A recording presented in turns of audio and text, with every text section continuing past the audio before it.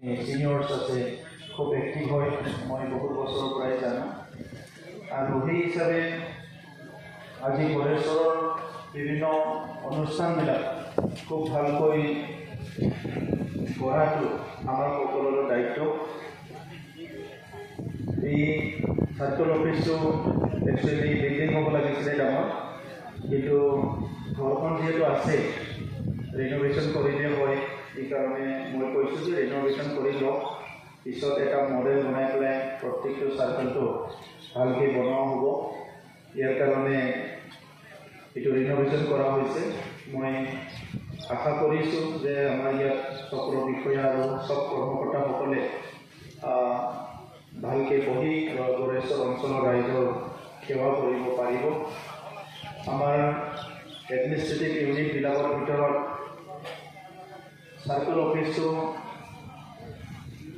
এটা খুব ইম্পৰ্টেণ্ট এটা এডমিনিষ্ট্ৰেটিভ ইউনিট হয়। আগতে আমাৰ চাৰ্কল অফিচাৰবিলাকক হাকিম বুলি কৈছিল, এতিয়া চাৰ্কল অফিচাৰ বুলি কয়। হাকিম বুলি কোৱাৰ লগে লগে অলপ চিন্তাটো বেলেগ আহিছিল আগতে, কিন্তু চাৰ্কল অফিচাৰ বুলি কোৱাৰ লগে লগে অলপ এতিয়া মানুহবিলাক চিন্তাটো বেলেগ কৰে, কিন্তু কামটো একেই। সেইকাৰণে মই চাৰ্কল অফিচাৰসকলক যোৱা বছৰত 2020ত দায়িত্ব লোৱাৰ পিছত 2021ত যেতিয়া মিটিং কৰিছিলোঁ তেতিয়াও কৈছোঁ যে আপোনালোকৰ অকল মাটি বাৰীৰ কাম নহয়, মাটি বাৰীৰ বাহিৰেও বাকী কামবিলাকো চাব লাগে। কাৰণ ইয়াত চাৰ্কল অফিচাৰক বাদ দি আৰু কোনো বিষয়া নাই যোনে নেকি প্ৰত্যেকটো ডিপাৰ্টমেণ্টটো চাব পাৰে। তো সেইকাৰণে আজিও মই গড়েশ্বৰত আমাৰ চাৰ্কল অফিচাৰ ডাঙৰীয়াক কৈছোঁ যে ইয়াত থকা BO অফিচ, ইয়াত থকা এগ্ৰিকালচাৰ, ইয়াত থকা ইৰিগেশ্যন, ইয়াত থকা বিভিন্ন অফিচবিলাক যি আছে সকলোৰে লগত মাহত এবাৰকৈ মিটিং কৰিব লাগে। আৰু বিশেষভাৱে শিক্ষা যিটো আমাৰ বিষয়াসকল আছে, ইয়াৰ লগতে প্ৰধান শিক্ষক আছে, প্ৰিন্সিপাল আছে কলেজৰ, হায়াৰ ছেকেণ্ডাৰী, তেখেতসকলৰ লগতো এমাহত নহ'লেও 2 মাহত এবাৰকৈ মিটিং কৰিব লাগে। আমি সকলোৱে দেখিছোঁ যে 2014 চনত প্ৰধানমন্ত্ৰী হিচাপে নৰেন্দ্ৰ মোদী ডাঙৰীয়াই দায়িত্ব লোৱাৰ পিছত সমগ্ৰ ভাৰতৰ যিটো পৰিৱেশ, যিটো উন্নয়নৰ প্ৰতিশ্ৰুতি, সেইটো মানে সম্পূৰ্ণভাৱে লাহে লাহেকৈ সলনি হৈ আহিছে। আৰু দেশত বহুত নেতা আহে যায়, কিন্তু সিদ্ধান্ত ল'ব পৰা নেতা দেশত বহুত মাজে মাজেহে আহে। আৰু সেইকাৰণে আজি প্ৰধানমন্ত্ৰী নৰেন্দ্ৰ মোদী ডাঙৰীয়া আৰু গৃহমন্ত্ৰী অমিত শ্বাহ ডাঙৰীয়া দুইজনেই সিদ্ধান্ত লোৱা নেতা। এই হিচাপে কাশ্মীৰৰ পৰা আজি উত্তৰ পূৰ্বাঞ্চললৈকে আমি দেখিছোঁ যে বহুত ডাঙৰ ডাঙৰ সিদ্ধান্তবিলাক আমাৰ দেশত 2014 চনৰ পিছত হৈছে।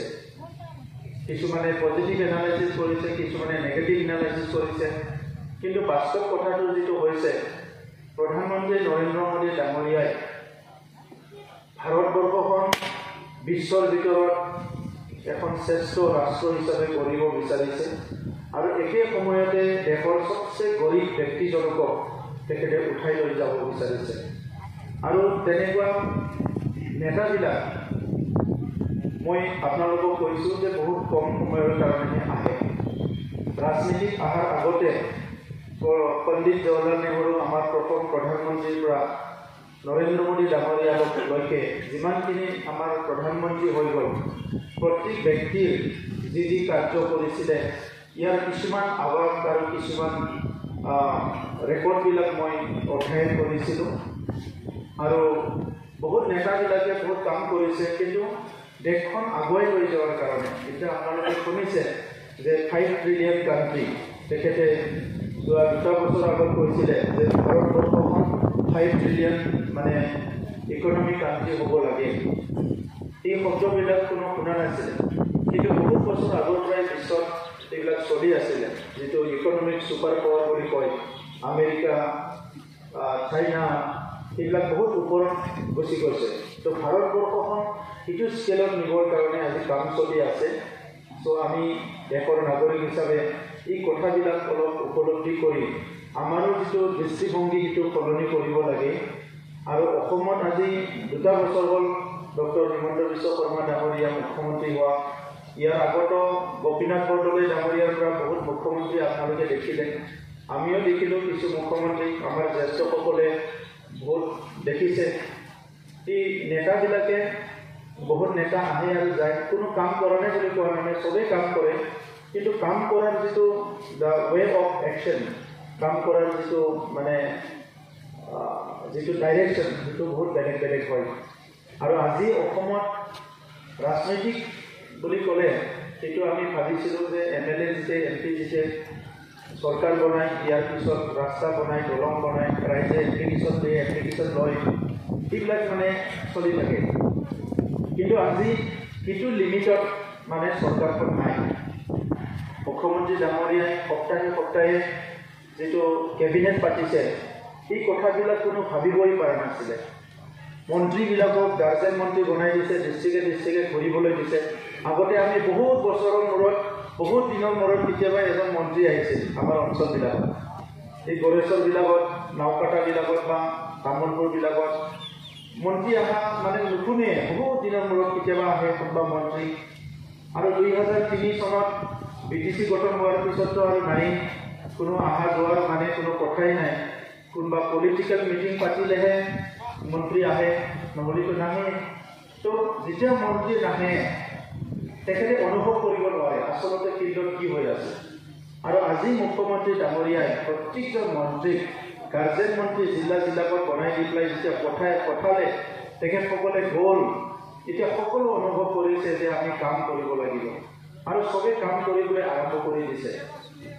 চ' আজি সেইকাৰণে দেখিছোঁ যে BTC অঞ্চলতো যিহেতু আমি যোৱা 17 বছৰত আইচলেটেড কৰি ৰাখিছিলে, ইয়াত মানে আগৰ চৰকাৰখনে যি কৰিছে, কৰা নাই যদি কৰা নাই, বাকী কেন্দ্ৰীয় চৰকাৰৰ পৰা কোনো নাহে, ৰাজ্য চৰকাৰৰ পৰা কোনো নাহে। সেইকাৰণে পলিচিত এই কথাবিলাক ৰিফ্লেক্ট হোৱা নাছিলে। আৰু এই কথাটোকে আমি প্ৰথম চৰকাৰ বনোৱাৰ পিছত আমি মন্ত্ৰীবিলাকক মাতা আৰম্ভ কৰিলোঁ। আমাক বিৰোধীসকলে বহুত ক'লে, এই ইহঁতৰ মানে কাম নাই, ইহঁতে চৰকাৰ চলাব নোৱাৰে, দুৰ্বল মানুহ, BTCখন গতাই দিলে বেলেগৰ হাতত। কিন্তু আমি ভাৰত ৰাষ্ট্ৰৰ ভিতৰত আছোঁ, অসমৰ ভিতৰত আছোঁ। মই BTCৰ চিফ হিচাপে মোৰ ইমানখিনি অধিকাৰ নাই যে মই যিখিনি কাম কৰিব নোৱাৰোঁ বাকীখিনি কামটো বেলেগে কৰাটো বাধা দিয়াৰ মোৰ অধিকাৰ নাই। যিখিনি পাৰোঁ মই কৰিম, যিখিনি নোৱাৰোঁ মই কাকবা কৰিবলৈ দিব লাগিব। আৰু এইখিনি কাম যোৱা 17 বছৰত হৈ উঠা নাছিল। আজি অসমত দেখিছে পেডি প্ৰকিউৰমেণ্ট, ধান কিনা, সৰুৰ পৰা ময়ো খেতি কৰিছিলোঁ, তেতিয়া ভাবি আছিলোঁ পাঞ্জাৱ হাৰিয়ানাৰ নিচিনা আমাৰ তাত কেতিয়া হ'ব। যোৱা 2 বছৰত যেতিয়া পেডি প্ৰকিউৰমেণ্ট হ'ল, ধানৰ দাম হঠাৎ বাঢ়ে, হঠাৎ কমে, এনেকৈ আছে। কোনোবা মধ্যভোগীয়ে আহি কোনোবা মানে দামটো কমাই দিব, কোনোবা আহি দামটো বঢ়াই দিব। যেতিয়া গভৰ্ণমেণ্টে এটা MSP কৰি দিলে, তেতিয়া চব ধানৰ মানে কি ধান খেতি কৰাবিলাক সমান মূল্য পালে, লগে লগে খুব ভাল হৈ গ'ল। এতিয়া ধান আপুনি ৰাখি থ'ব নালাগে, ধান বিক্ৰী কৰি দিয়ক, আপুনি যিখিনি লাগে ৰাখক, বাকীখিনি বিক্ৰী কৰি দিয়ক, পইচা লওক আৰু বেলেগ কাম কৰক। মানে চৰকাৰখন ৰাস্তা দলং ইয়াত মানে এতিয়া নাই, চৰকাৰখন বিয়ন যে এতিয়া এইকাৰণে অসমৰ GDP ইমান এটা দৰকাৰ হয় আৰু নেতৃত্বৰ এটা দৃষ্টিভংগী। আজি জানুৱাৰীত মদ খাই বহুত ডেকা ল'ৰাবিলাক মৰি আছিলে। এই যেতিয়া জানুৱাৰীত মদটো বন্ধ কৰি দিলে, মেচিন লৈ পেলাই পুলিচে মুখত লগাই দিলে, এই 2 বছৰত বহুত ডেকা ল'ৰাৰ জীৱন বাচি গ'ল। ড্ৰাগছ, কিমান ড্ৰাগছ চাই পেলাই এতিয়াও গাঁৱে ঘূৰে। মই আজি গড়েশ্বৰত আমাৰ চাৰ্কল অফিচাৰ, ৰাজনৈতিক নেতা, শিক্ষাগুৰু সকলোকে অনুৰোধ কৰিম যে ড্ৰাগছৰ ওপৰত এতিয়া আমি খুব সচেতন হ'ব লাগিব। গাঁৱে গাঁৱে ড্ৰাগছ আহি পাইছে। বিভিন্ন সময়ত বিভিন্ন চেলেঞ্জ আহে। আমাৰ সময়ত এতিয়া উগ্ৰপন্থী সমস্যা কমি গ'ল, বন্দুক বাৰু কমি গ'ল, এতিয়া বেলেগ এটা বেমাৰ আহি গ'ল, ড্ৰাগছ আহিছে এতিয়া। চ' ড্ৰাগছটো আমি চবে মোকাবিলা কৰিব লাগিব। আমি অনুভৱ কৰিব নোৱাৰোঁ যোনে ড্ৰাগছ খোৱা নাই, ড্ৰাগছ দেখা নাই। যিবিলাক পৰিয়ালৰ কোনোবা ডেকা ল'ৰাই ড্ৰাগছ খাইছে, সেই পৰিয়ালটোৰ কথা আপুনি ভাবক। সি এবাৰ খোৱাৰ পিছত, 2বাৰ খোৱাৰ পিছত, 3বাৰ খোৱাৰ পিছত খাব নাপালে সি কি কৰিব? ভয়ংকৰ চিটুৱেশ্যন হৈ যায়। কিবা চুৰ কৰিব, কিবা ডকাইত কৰিব, কাৰোবাক মাৰি নিয়ক চিট নেকি আৰু বেলেগ প্ৰমাণপত্ৰটো থাকিব পাৰে। মোৰ তাতো পাইছোঁ, কোনো বিচাৰি আহে প্ৰমোদবোৰৰ মানুহ, মই কেনেকৈ কৰিম বুলি কেনে। তো এই যে চিন্তাধাৰাবিলাক, এইবিলাকে গৈ গৈ গৈ গৈ বড়ো অবড়ো সৃষ্টি কৰিলে। আমাৰ যিটো চিন্তাধাৰাৰ ব্যৱধান এটা আনিলে। 30-40 বছৰৰ সংঘাত, বহুত ডেকা ল'ৰা অস্ত্ৰ লৈ মৰি গ'ল। এতিয়া এই কথাবিলাক আমি উপলব্ধি কৰিব লাগিব। এতিয়া মধ্যবিত্ত শ্ৰেণী আহি গৈছে, মিডিল ক্লাছ বুলি ক'লে চবতো কম্প্ৰমাইজ কৰে। যাৰ কাৰণে চাকৰি বাকৰি ইমান কৰাপশ্যন হৈ গৈছিলে, ইমান কৰাপশ্যন, আৰু চাকৰিটো দুখীয়া মানুহে নোপোৱা হৈ গৈছিলে। দুখীয়া ল'ৰা ছোৱালী চাকৰি নাপায়, কাৰণ ধনীহে পাব, সিয়ে দিব পাৰিব লাখ লাখ টকা। সৰু সৰু চাকৰিতে লাখ লাখ টকা দিয়ে। আৰু আজিৰ সময়ৰ কাৰণে যিটো কৰাপশ্যন, এইটো মানে টেৰৰিজিমতকৈ বহুত ডাঙৰ এটা সমস্যা। আৰু কৰাপশ্যনটো ছচিয়েলাইজ হৈ গৈছে, ইমান ছচিয়েলাইজ হৈ গৈছে, মানে মানুহবিলাকে যেনেকৈ ভাত নাখালে থাকিব নোৱাৰে, পানী নাখালে থাকিব নোৱাৰে। এটা চামে এনেকুৱা হৈছে কি কৰাপশ্যন কৰিব লাগে। ঘৰবিলাক ৰিপেয়াৰিং কৰিব লাগে। মই চালোঁ প্ৰথম বছৰত আহি পেলাই কামটো শিকি আছিলোঁ। আহে মানে এপ্লিকেশ্যন লয়, LP স্কুল এখন ৰিপেয়াৰিং কৰিব লাগে, 25 লাখ টকা লাগে। হাই স্কুল এখন ৰিপেয়াৰিং কৰিব লাগে, 30 লাখ লাগে, 40 লাখ টকা লাগে। প্ৰথম বছৰত ময়ো বেছি গম নাপালোঁ, এটা দুটা তেনেকুৱা দি দিলোঁ। কিন্তু পিছত চব কথা গম পালোঁ। এতিয়া নিজে ইঞ্জিনিয়াৰ লৈ হিচাপ কৰিলোঁ, LP স্কুল এখন কিমান দীঘল হয়, কিমান বহল হয়। যদি PMOৰ ঘৰ এখন 1,30,000 এটা পৰিয়ালক থাকিব ঘৰ এখন বনাই দিয়ে 1,30,000, আমাৰ LP স্কুলখন কেইখন PMOৰ ঘৰ হ'ব? কেইখন PMOৰ ঘৰ লগ লাগি এখন LP স্কুল হ'ব? 5খন যদি PMOৰ ঘৰ লগাব লাগে 5 লাখ 8 লাখ হৈ যাব। 6খন 7খন PMOৰ ঘৰ লগাই যাব আপুনি LP স্কুল এখন বনাবৰ কাৰণে। চ' PMOৰ ঘৰটো যদি ওলাই, এইটো ঘৰটো কিয় নলাব? এইটো ঘৰটো এইকাৰণে নোলায় যে এইটো LP স্কুল বুলি নবনায়, ঠিকাদাৰে পইচা খাবৰ কাৰণে নহয়। আনপিনেদি হ'ল আপোনাৰ আৰ্ট ফিলিংটো চবচে ডাঙৰ বেমাৰ। বেলেগ এপ্লিকেশ্যন নাহিয়ে অফিচত, খালি আৰ্ট ফিলিং লাগে, ৰিপেয়াৰিং লাগে, আৰ্ট ফিলিং লাগে। আৰু এটা বেমাৰ আছিলে বাউণ্ডাৰী ৱাল। চব বাউণ্ডাৰী ৱাল লাগে, 4 বিঘা 3 বিঘা 5 বিঘা মাটিৰ বাউণ্ডাৰী ৱাল লাগে। যিখন LP স্কুলত 3 ফুটা পাছ কৰিব কাৰণে ল'ৰা ছোৱালী, তাতো বাউণ্ডাৰী ৱাল লাগে। মই সুধিলোঁ যে আপুনি যে এইটো বাউণ্ডাৰী ৱাল বিচাৰিছে, স্কুলখন ঠিক আছে নে নাই? তেতিয়াহে কয় ছাৰ স্কুলখনো ঠিকে নাই, বৰষুণ পৰে, বৰষুণ পৰে। তো ফাৰ্ষ্ট স্কুলখন ঠিক কৰিব লাগে না বাউণ্ডাৰী ৱালটো ঠিক কৰিব লাগে? বাউণ্ডাৰী ৱালটো অলপ বাহৰ বেৰা দিও যদি দিব পাৰে, কিন্তু স্কুলখন যদি টিংটো ফুটি আছে, এইটো কৰিব লাগিব নহয়। যোৱা বছৰত এইকাৰণে PWD ডিপাৰ্টমেণ্টক বুজাই দিলোঁ মই যে যিমান LP স্কুল আছে ডাইৰেক্টৰ এডুকেশ্যনৰ পৰা লওক, পুৰণি LP স্কুল, ME স্কুল, হাই স্কুল ফুটি আছে, আৰু ইয়াত প্ৰায়ৰিটি লিষ্ট এটা বনাওক। সেই সময়তে ধুমুহা আহি গ'ল কোকৰাঝাৰৰ ফালে, আৰু 170খন স্কুল ডেমেজ হৈ গ'ল। এইখিনি বনাব লাগিব। হাতীয়ে ভাঙে, মানে হাতীও এনেকুৱা হ'ল, LP স্কুলখন বনাই দিলোঁ আৰু নেক্সট দিনা ইদিনাই ৰাতি আহি ভাঙাই দিছিলে। LP স্কুল হৈ গ'ল, ইদিনাই ভাঙাই দিলে, আকৌ নেক্সট দিনা আকৌ বনাই দিলোঁ। এতিয়া ভাঙা নাই, এতিয়া চলাৰ দি দিছোঁ এটা জেগাত। এতিয়া পিছত কি হ'ল, আমাৰ ইঞ্জিনিয়াৰবিলাকে হিচাপ দিলে, ছাৰ 50,000ৰ পৰা 5 লাখলৈকে, মেক্সিমাম 6 লাখলৈকে স্কুল ৰিপেয়াৰিং হৈ যায় বুলি। স্কুল ৰিপেয়াৰিং হৈ যায়, আৰু বনাব লাগিলে কিমান লাগিব? বনাব লাগিলে 25ৰ পৰা 30 লাখৰ ভিতৰত হৈ যায়। এতিয়া আমি 26 লাখ টকা LP স্কুল 100খন এইবাৰ বনাইছোঁ, একে কালাৰ, একে ধুনীয়াকৈ বিভিন্ন জেগাত বনাইছোঁ। 100খন LP স্কুল বনাইছোঁ 26 লাখ টকা। কিন্তু আগৰ বছৰত LP স্কুল ৰিপেয়াৰিং কৰিবই 15 লাখ বিচাৰিছিলে। ৰিপেয়াৰিং কৰা 15 লাখ পেলোৱাতকৈ আৰু 10 লাখ দি নতুন বনাই দিয়ক। এই ফৰ্মুলাটো কৰিলোঁ, আৰু 2 লাখ, 1.5 লাখ, 2.5 লাখ, 3 লাখ, 4 লাখ, তাত ধুনীয়া হৈ যায় LP স্কুলটো। টিং বদলাই দিয়ক, ৰং দিয়ক, ফ্ল'ৰটো পাকা কৰি দিয়ক, ধুনীয়াকৈ। হাই স্কুল এখন বনাইছোঁ 27 লাখ টকা, খালি AC দিব বাকী। ইমান সুন্দৰকৈ বনাই দিছে। বনাই দি পেলাই তাত চিলিং ফেন দি মোক কৈছে, মই ল'ৰা এজনক এনেই কৈছিলোঁ যে তুমি মোক বনাই দেখুৱাচোন কিমান পইচা যায়। সি কৈছে 27 লাখ টকা ধুনীয়া কৰিলোঁ। 27 লাখতো সি 4 লাখমান টকা খাব পালে। আকৌ মই মিস্ত্ৰীক সুধিলোঁ, মিস্ত্ৰী ক'লে ছাৰ মিস্ত্ৰী আৰু 2 লাখ কমাই দিলে, তাৰমানে 4 লাখ 6 লাখ খাব পালে। এতিয়া ৰাস্তাবিলাক বনাই আমাৰ তাত 3.5 মিটাৰ ৰাস্তা। এই ৰাস্তাটো আমি নাজানিছিলোঁ প্ৰথম বছৰ। ৰাস্তা এটা বনাব লাগে বুলি ঠিক যোনে আনে এপ্লিকেশ্যন দিয়ে লিখি আনে পইচাটো কম যে অমুক নৰেনৰ পৰা হৰেনৰ ঘৰলৈকে 1.5 কিলোমিটাৰ 3 কোটি টকা লাগে বুলি 2 কোটি টকা লাগে। আমি লিখি দিলোঁ ঠিক আছে বনাওক বুলি কেনে। কিন্তু নৰেনৰ পৰা হৰেনলৈকে যিটো 1.5 কিলোমিটাৰ ৰাস্তা বনাব লাগে 3.5 মিটাৰ তাত আপোনাৰ 1 কোটি টকাতে হৈ যায়। এতিয়া এই কামটো মই প্ৰেক্টিকেলি কৰি চালোঁ। কিছুমান মানুহ দায়িত্ব দিলোঁ, এইবিলাক কবৰিঘাটত এজন আমাৰে মানুহ এজনক দায়িত্ব দিলোঁ। সি ক'লে যে ৰাস্তাটো ইমান ধুনীয়াকৈ পকী ৰাস্তা বনালে ই 1 কিলোমিটাৰ, মানুহবিলাকে চাব গৈছে তাৰ ৰাস্তাটো। মানে সি মোক হিচাপ দিলে ছাৰ 40 লাখ টকাত হৈ গ'ল বুলি। কিন্তু আমাৰ ইঞ্জিনিয়াৰে বনাই দিছিলে 67 লাখ সেই ৰাস্তাটো।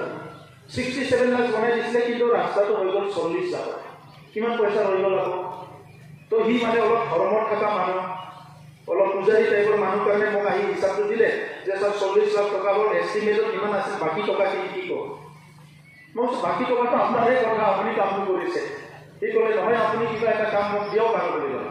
তো মই কৈছোঁ গান্ধীবাৰী চাইডে দুৰ্গা মন্দিৰটো বনাই দিয়ক আপুনি, তাৰ পইচা দিয়ক। এই দুৰ্গা মন্দিৰটো বনাই আছে, এতিয়া ওলাই যাব। এটা ৰাস্তাৰ পইচা দি দুৰ্গা মন্দিৰ ওলাব, ই আকৌ তাৰ পকেট খৰচ পইচা ওলাই গ'ল, ৰাস্তা হৈ গ'ল। তো কৰাপশ্যনটো কোনটো লেভেলত আছে? কাম ক'ত হ'ব? সেইকাৰণে আগৰ চৰকাৰত আপুনি যেতিয়া 100 কোটি টকাৰ আপুনি আঁঠুৱা চাপ্লাই দিব, 100 কোটি কিমান আঁঠুৱা পায় আপুনি হিচাপ কৰক। মই অফিচত কৰি মাথা নষ্ট হৈ গৈছোঁ। বিহাৰৰ, ইউপিৰ, গুজৰাটৰ ঠিকাদাৰ আহি কয়, ফোন কৰাই দিয়ে, কেন্দ্ৰীয় মন্ত্ৰীৰ দ্বাৰা ফোন কৰাই দিয়ে। केंद्रीय मंत्री फोन करे, प्रमोद जी मैं एग्रीकल्चर मिनिस्टर बोल रहा हूँ दिल्ली से। सर बोलिए बोलिए क्या बात है सर? नहीं मेरा कोई आदमी जाएगा आपको मिलने के लिए, सर प्लीज आने दीजिए ना। मैं भावो कि केंद्र पर स्कीम दी नहीं कि केंद्रीय मंत्री फोन कर डावर कथा काउन्सिलर एजन शिवक আহিলো, বিৰাট ধুনীয়াকৈ একদম লালন পখন মানুহ লুকাই দিলোঁ, চাহ পানী খুৱাই লৈ আহিলোঁ। ডাঙৰ চুটকেছ লৈ আহিছে। চুটকেছৰ পৰা কি আহিছে সেইটো ভাবিব লগা কথা। आई अप्लाई कैसे सर आपसे अकेले में बात करना है, मंत्री जी ने फोन किया था आपको? हाँ किया था सर, अकेले में बात करना है। मुझे को इटू मोर ऑफिस है, मैं आसू यार को ना की कोई को इतना सुटकेस को खुली पे ईमान नंबर फाइल कर दिए। मुझे ये क्या है, मैंने सर 2016 में यहाँ कंबल सप्लाई किया था। कंबल सप्लाई से 32 करोड़ मिलना है, 32 करोड़। 2017 32 কোটি টকা কম্বল সাপ্লাই দিছিল আৰু বিটিসিৰ ফাইলখন সুটকেছত গলাই ইউপিত লৈ যাই থৈ দিছে। এটি কল্পনা কৰিব পাৰে আপুনি বস্তু অফিসৰ ফাইল দিব পাৰে নেকি? অফিসৰ ফাইল দিব নহয়, কিন্তু আগৰ চৰকাৰৰ সময়ত আমাৰ বিটিসিৰ ফাইল ইউপি, হাৰিয়ানা, ৰাজস্থান, গুজৰাট সবতো আছে বিটিসিৰ ফাইল, ইমান ডাঙৰ ডাঙৰ, কোনো কাকো নিদিয়ে নাই। যেতিয়া বিল দিব বুলি কয় সবে ফাইলবিলাক লৈ লৈ আহে। আমি 2-3 বাৰ নোটিছ দিলোঁ যে যদি ফাইলটো ৰিটাৰ্ণ নেলা কিন্তু জেলত দিম বুলি, ৰিটাৰ্ণ নেলা জেলত দিম বহুতবাৰ। সিদিনা ডেট বাই ক্লোজ কৰি দিলোঁ, ইয়াৰ পিছত কিন্তু দিলে আৰু দিগদাৰ হ'ব বুলি। তাৰ পিছতো যেতিয়া অলপ বিল দিম বুলি কয়, সিদিনা এজন আমাৰে কোনোবা লোকেলৰে মানুহ হয় 24 লাখ টকাৰ ফাইল এটা লৈ আহিছে। মইতো পুৰা মনত থাকে, মই ফাইলটো যেতিয়া আহিলোঁ পঢ়ি পেলাই সুধিলোঁ এই ফাইলটো ক'ৰ পৰা ওলা? এইটো ছাৰ এই অমুক মানুহে লৈ গৈছিলে আনি দিয়া। আমি যে 3 বাৰ নোটিছ দিছোঁ, ফাইলটো নিদিলে গভৰ্ণমেণ্ট ফাইল জেলত যাব, এইটো গম পোৱা নাছিলে নেকি? নাই ছাৰ এতিয়া আনি দিছে ছাৰ, এইটো দিব লাগে ছাৰ। এই মানুহটো বহুত কষ্ট কৰিছিল, কামটোৱে জেনুইন কৰিছিল, কামটো জেনুইন কৰিছিল, কিন্তু আইন বোলাটো বস্তু এটা আছে নহয়। বহুত ঠিকাদাৰৰ ঘৰত এতিয়াও ফাইল আছে আমাৰ, বহুত ঠিকাদাৰ। আগত এডুকেশ্যন ঘোটালা হৈছে, 24খন ফাইল হেৰাইয়ে আছে। থানাতো বহুত ফাইল পালোঁ, 60-70খন ফাইল মানে থানাৰ পৰাও লৈ আহিলোঁ। থানাবিলাকতো ফাইল যে আছে আমাৰ। এনেকুৱা চৰকাৰ চলি আছিলে 17 বছৰ। তো এই বস্তুটো যোৱা 2টা বছৰত কৰোঁতে কৰোঁতে কৰোঁতে কৰোঁতে এতিয়া অলপ লাইন লাগিছে। আৰু অফিচত মানুহ নাহে, 12টা বজাত আহি 1টা বজাত গুচি যায়। আৰু আমাকতো 1 বছৰ চৰকাৰ ভাঙিবই বুলি ভাবিলে। এই কি আছে এইকেইটা আৰু গুৰুত্ব দিব লাগে, চৰকাৰটো ভাঙিবই। আজি নহয় কালি চৰকাৰ ভাঙি যাবই আৰু আগৰ বছ আহিব, ইচ্ছামতে কাম কৰিব পাৰে। যেতিয়া চৰকাৰ নাভাঙিলে তেতিয়া চিন্তাটো বেলেগ হৈ গ'ল। যোৱা বছৰ 10টা বজাত, ঠিক 10টা বজাত মই তালা মাৰি দিলোঁ গেটত। অফিচাৰবিলাকৰ লগত লৈছোঁ, ছেক্ৰেটাৰী এজন গেটত তালা মাৰি দিলোঁ। বাহিৰত 10টাৰ পিছত অহাবিলাক একদম জমা হৈ গ'ল বহুত মানুহ। এতিয়া মই ভিতৰত গ'লোঁ, তালা ফোন কৰিলে ছাৰ ধৰ্ণা দিব বিচাৰিছে বুলি কোনে ধৰ্ণা দিব আমাৰ এমপ্লয়ীবিলাকে কিয় আপুনি কৈছে যে আগতে নটিচ দিব লাগিছিলে নটিচ নিদিয়াকৈ 10টা বজাত তালা মাৰিলে হ'ব নেকি এতিয়া আপোনালোকে গভৰ্ণমেণ্ট চাকৰিবিলাক কওক গভৰ্ণমেণ্ট চাকৰি লওক 10টা বজাত আহিব লাগে বুলি নটিচ দিব লাগেনে যিদিনা এপইণ্টমেণ্ট পাই সিদিনাই নটিচ যে 10টা বজাত আহিব লাগিব 5টা বজাত যাব লাগিব আৰু যদি গভৰ্ণমেণ্টৰ কিবা ইমাৰ্জেঞ্চি আছে তাৰ পিছতো আপুনি ডিউটি কৰিব লাগিব আমাৰ কোকৰাঝাৰ ছেক্ৰেটাৰীখনত আৰামছে আহিব খাই লয় চাৰিজন মিলি ইফালে আড্ডা মাৰিব ইফালে আড্ডা মাৰিব হা ফাইল এখন হেৰাই থাকিব ফাইলে হেৰাই থাকে কিমান ফাইল হেৰাই থাকে নিজৰ ইণ্টাৰেষ্ট নহ'লে ফাইলটো হেৰাই যায় আৰু চব বহুতৰে নিজৰ লাইন থাকে এই ঠিকাদাৰটো মৰ এইটো মৰ এনেকুৱা কামটো কোনে কৰিব চ' আজি ডেভেলপমেণ্টটো হোৱা নাছিলে এই কাৰণ এতিয়া যোৱা বছৰত 27,000 ফেমিলি 5,000 টকা দিব পাৰিছোঁ মই কনচেপ্টটো চেঞ্জ কৰি দিছোঁ এক মুঠা টকা দিলে মহিলা এক ফুটা দিলে মহিলা এজনে খাব পাৰে ভোটৰ সময়ত এক মুঠা ফুটা দি ভোটটো লৈ লয় কিন্তু একমুঠি ফুটা দি ইয়াৰ কি জীৱিকাটোৱে পাৰিব নে কি পাৰিব কিন্তু 5,000 টকা পাৰিলেতো যথেষ্ট অহা 3 বছৰত আমি 1 লাখ মানুহক দিব পাৰিম যেতিয়া ফুটা কম্বল চাপ্লাইটো নকৰা কৰিলোঁ এই পইচা দি এইবাৰ 442খন স্কুল ৰিপেয়াৰিং কৰিলোঁ বুজিছেনে বহুতে প্ৰশ্ন কৰি থাকে যে কি কৰিছে চৰকাৰে কি কৰিছে মই ক'ব বিচাৰিছোঁ কি কৰিব বিচাৰিছোঁ 442খন স্কুল ৰিপেয়াৰিং কৰিলোঁ নতুনকৈ আমি কি বনালোঁ 100খন স্কুল বনালোঁ এই পইচাবিলাকে আগত কিন্তু কোনোদিন নজিৰ নাই যে একেবাৰতে যে 100খন স্কুল বনাই দিছে একেবাৰতে যে 400খন স্কুল ৰিপেয়াৰিং কৰি দিছে ইয়াৰ কোনো নজিৰ নাই হাই স্কুললৈকে এই বছৰ আৰু পানী একদম কলেজ টু হাই স্কুল শেষ হৈ যাব এই নেক্সট বছৰত আমি এমি আৰু এলপিটো ধৰিম তেনেকুৱা চেচুৰেটেড কৰি আছোঁ বিষয়বিলাক এটা হাতত লৈছোঁ মানে আৰু লগতে আজি আপোনালোকৰ আমি দেখিবলৈ পাইছোঁ যে ৰাইজক মানে এইটো কালভাৰ লাগে সৰু কালভাৰ এটা অলপ কালভাৰ 3 লাখ টকা খৰচ কৰি কালভাৰ কৰিছে সেইটো কাৰণে গৰু খেতি দিব নোৱাৰে তুমুক নোৱাৰে এইবিলাক মই মানুহৰ লগত কথা পাতি এইবাৰ 21 কোটি টকা আমি কালভাৰ বনাবলৈ গৈ আছোঁ ডাঙৰ ব্ৰিজটো লাহে হৈ থাকিব কালভাৰ সব সমষ্টিতে 20টা 30টা বিভিন্ন কালভাৰবিলাক বনাবলৈ গৈ আছে যে লাহে এই কামবিলাক ঠিক কৰিবৰ কাৰণে 11খন ITI আছে 11খন ITI আছিলে 7খন ITI চলি আছে এই 7খন ITI ঠিকমতে চলা নাছিলে এতিয়া আমি 11খন ITI প্ৰচলন কৰি দিলোঁ এনে জংঘল বুজি আছিলে এই 11খন ITI প্ৰচলন কৰি দিলোঁ এডমিশ্যনো দিয়া মই আগতে নিজেও আৰ্মি কৰিছিলোঁ ধৰিছিলোঁ চাকৰি পাইছিলোঁ কপালত লিখা নাই তেনেকৈ মানে কাৰোবাৰ অলপ গৰম কাৰোবাৰ অলপ গালি খাই জীৱনটো কটাব লাগে চৰকাৰৰ অহাৰ লগে লগে ঠিক কৰিলোঁ যে যুৱকসকলক টেষ্ট কৰা যাওক 28টা চেণ্টাৰ বনালোঁ প্ৰি ৰিকুৱাৰমেণ্ট ৰেলী একচুৱেলি আমি প্ৰাক্তন NDP কাৰণে কৰিছিলোঁ তেখেতসকলৰ বহুত নাহিল তাতে কিন্তু ডেকা ল'ৰাবিলাক আহিল এই যে আমি 28টা চেণ্টাৰতে এক্স আৰ্মি CRPF গৈ পেলাই ট্ৰেইনিংবিলাক কৰালোঁ তাত মানে আমাৰ কি হ'ল 1200 ল'ৰা ছোৱালী আমি ট্ৰেইনিং দিয়াৰ পৰা ডাইৰেক্ট পুলিচত পাই গ'ল 1200 ল'ৰা ছোৱালী বদলি দিয়াৰ পৰা পুৰা লিষ্টত থকা কিন্তু আগৰ সময়ত এইবিলাক কথা চিন্তা কৰা নাই একদম সৰুৰ পৰাই ডাঙৰ লিডাৰবিলাকৰ লেকচাৰ শুনিছোঁ তোমাৰ বৰুৱাদা কৃষ্ণদা বহি আছে চবে IS অফিচাৰ লাগে ডাক্তৰ লাগে ইঞ্জিনিয়াৰ লাগে বহুত ভাষণ দিছে লিডাৰবিলাক মানৱ সম্পদ লাগে কিন্তু কামটো কৰা নাছিল যোৱা বছৰ আমি দুখীয়া ল'ৰা ছোৱালী 50জন টাৰ্গেট কৰিছিলোঁ আহি 34 জন IITৰ কাৰণে কোকৰাঝাৰতে লাইব্ৰেৰীটো এনে আছিলে লাইব্ৰেৰীখন মেৰামতি কৰি হোষ্টেল বনাই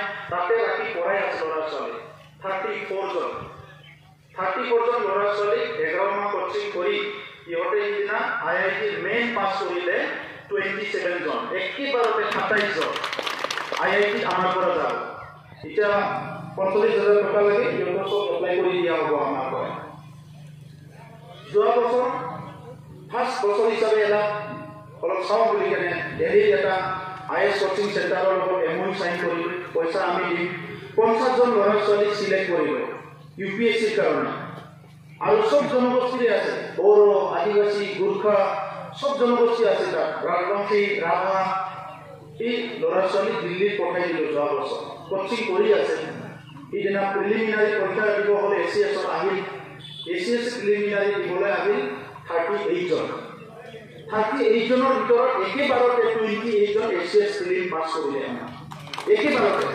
এটা মেইনৰ কাৰণে আমি ইহঁতক প্ৰিপেয়াৰ কৰি আছো যোৱা বছৰ গোটেই বিটিসি অঞ্চলৰ পৰা 25 জন এসিএস পাইছে এপিএসসি পাছ কৰিছে কোনবা পুলিচ কোনবা এসিএস যোৱা বছৰ এইবিলাক যে হৈ আছে কিহৰ কাৰণে হৈ আছে যে বদলেণ্ডত এতিয়া শান্তি আহিল আমি বহুতে অনুভৱ কৰা নাই মানুহবিলাক মই কি পাইছো হিটোত যায় ৰাজনীতি কিন্তু অঞ্চলখন শান্তি ৰাখিব লাগিব এটা সময়ত গড়ে চৰ কিমান পেনাল্টি গুলি কেনেকৈ পৰিৱেশ আছিলে যেতিয়া লাহে লাহে শান্তি হ'ল সব বস্তুটো ইম্প্ৰুভ হৈ গ'ল এতিয়া খেতিয়কবিলাকৰ লগত কাম কৰি আছে আগত কাৰ লগত কৰিছে কাৰ লগত কৰা নাই অফিচত কোনো ডাটা নাই মই 2 বছৰত মিটিং কৰি ৰাতি 12টালৈকে মিটিং কৰোঁ অফিচত কৰিলে এতিয়া 28,000 খেতিয়কৰ লগত আমি কাম কৰাৰ কাৰণে এটা প্ৰজেক্ট এটা আমাৰ আৰম্ভ হৈ গ'ল আমি চৰকাৰত অহা সময়ত 14,000 টন আমাৰ মাকৈ উৎপাদন হৈছিলে এতিয়া আমাৰ তাত প্ৰায় 26,000 টন মাকৈ উৎপাদন হ'ল অকল বড়োলেণ্ডত কোকৰাঝাৰৰ পৰা এইখিনি লৈ গ'ল আৰু আমাৰ যিমানখিনি গাহৰি আছে এই গাহৰিখিনি খোৱাবৰ কাৰণে আমাৰ 27,000 টন মাকৈ লাগে গাহৰি মুৰ্গী দানাবিলাক বনোৱাৰ কাৰণে এতিয়া তিনিটা আমি দানাৰ ইণ্ডাষ্ট্ৰীৰ কাৰণে প্লেন কৰিছোঁ গভৰ্ণমেণ্টৰ পৰা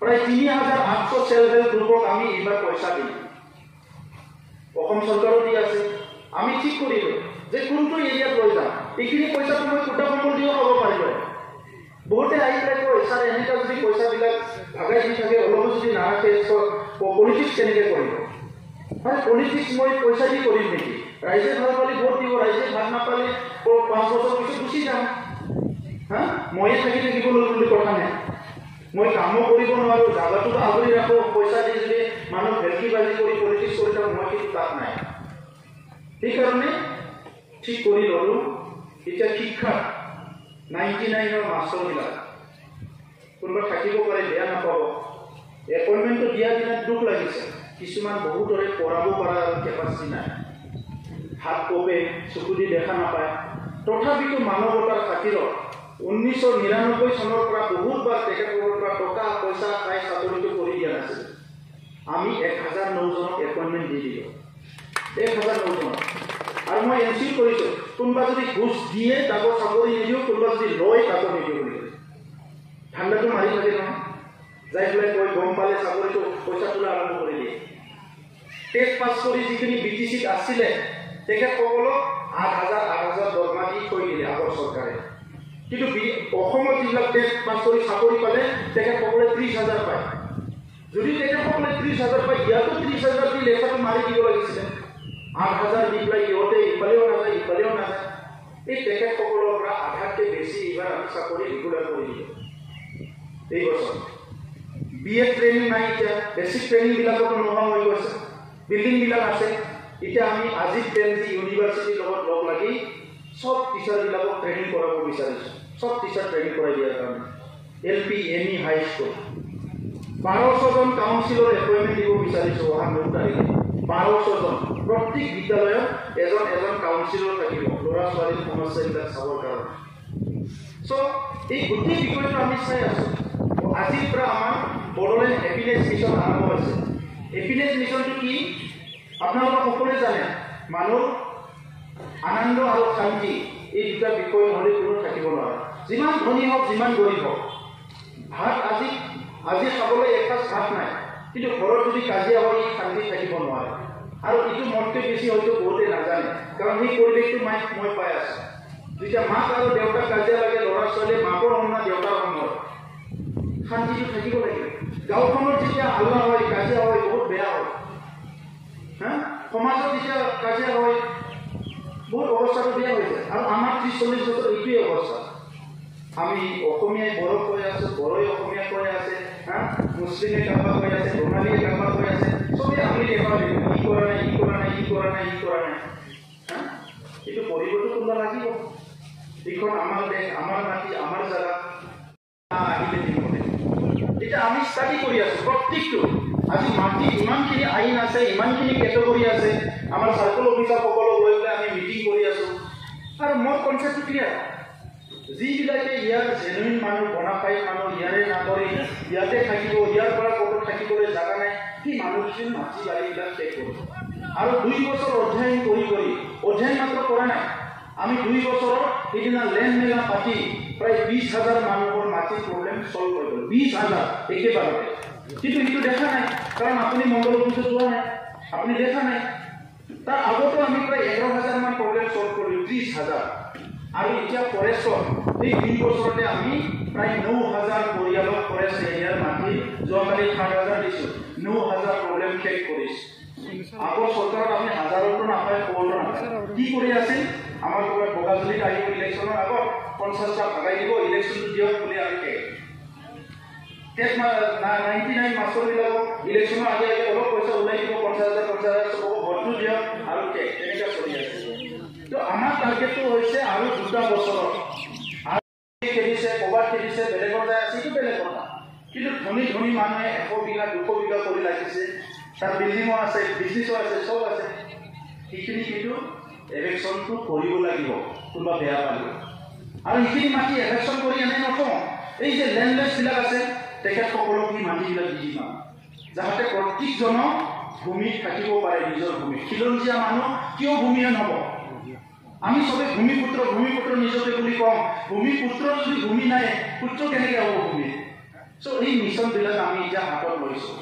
তো এইকাৰণে বহুত কথা ক'ব লগা আছে। এতিয়া আমি বিভিন্ন মিছনবিলাক বনাইছোঁ। চেৰিকালচাৰ আমাৰ ইয়াত গুৰমুড আছে, গোৰেশ্বৰতো আছে, বহুত জেগাত চেৰিকালচাৰ আছে।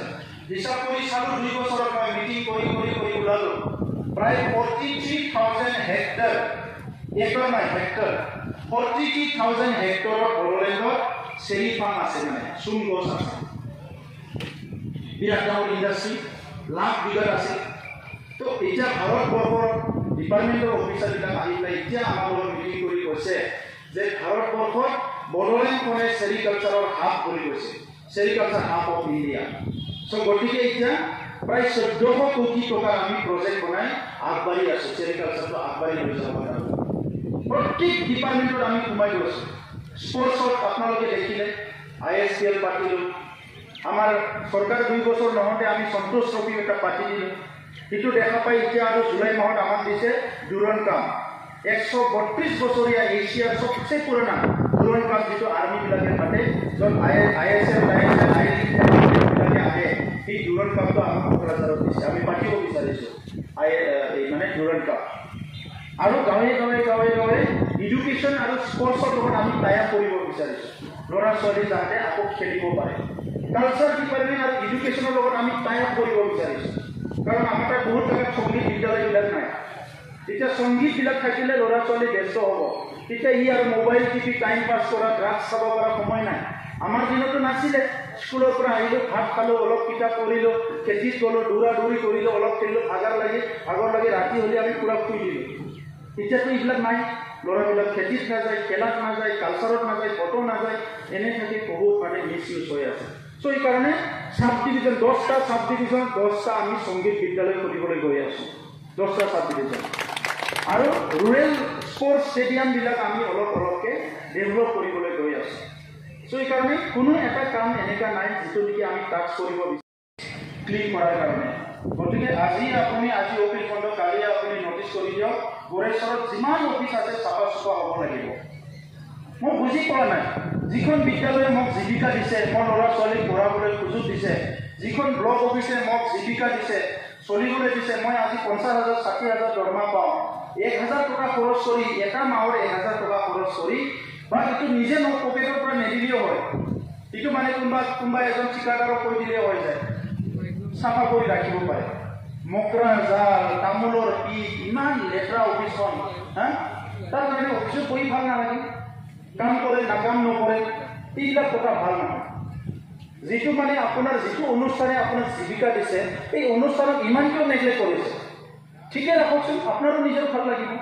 দুডাল গছ গৈ দিলে আৰু কি আছে ৰাইজক মাতিলে ৰাইজে কৰিব এতিয়া যদি ব্লকৰ অফিচাৰজনে ডিচি চেয়াৰমেনবিলাকক মাতি দিয়ে এই ভাই চবেই আলোচনা আজি এটা চাৰ্টখন কাম কৰোঁ চবেই আহি যাব পাৰি ডিচি চেয়াৰমেন মেম্বাৰ চবকে ক'লেও পাঁচডাল গছ লৈ আহক চবেই লৈ আহিব ফুল গছ কিবা কিবি ৰুই দিলে বেৰা দিলে একদিনৰ কাম চব ফিনিছ আজিকালি নাই স্কুলবিলাকৰ ইমান লেতেৰা হৈ গ'ল মানে কাম নকৰা হৈ গ'ল এইটো বেলেগৰ নিচিনা ভাবি ল'লে অথচ এইটো নিজৰে জীৱিকা এটা দি আছে